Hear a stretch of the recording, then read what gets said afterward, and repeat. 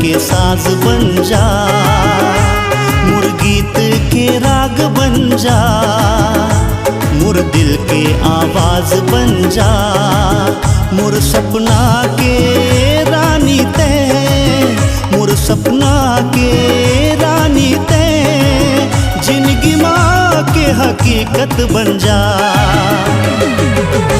मोर हृदय के सांस बन जा, मोर धड़कन के साज बन जा, मोर गीत के राग बन जा, मोर दिल के आवाज बन जा।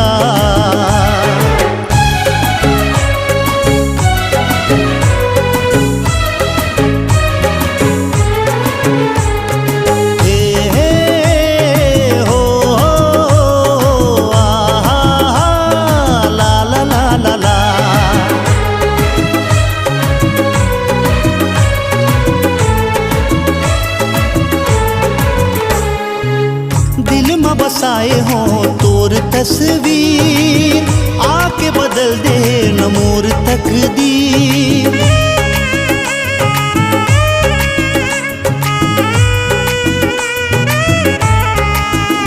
हाँ दिल में बसाए हो तोर तस्वीर, आके बदल दे न मोर तकदीर।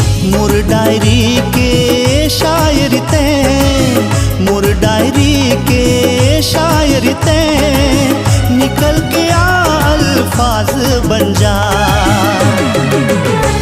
मोर हृदय के सांस बन जा, मोर धड़कन के साज बन जा, मोर गीत के राग बन जा, मोर दिल के आवाज बन जा।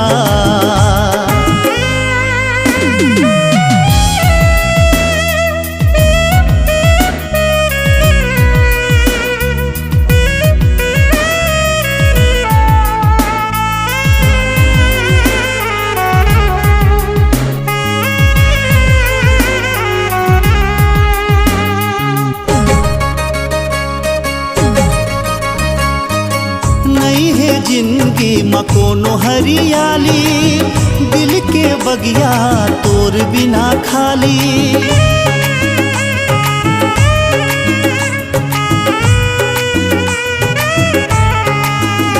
हाँ नहीं है जिंदगी में कोनो हरियाली, दिल के बगिया तोर बिना खाली।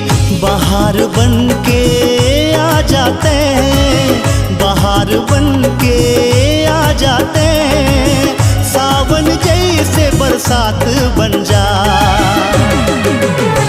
मोर हृदय के सांस बन जा, मोर धड़कन के साज बन जा, मोर गीत के राग बन जा, मोर दिल के आवाज बन जा।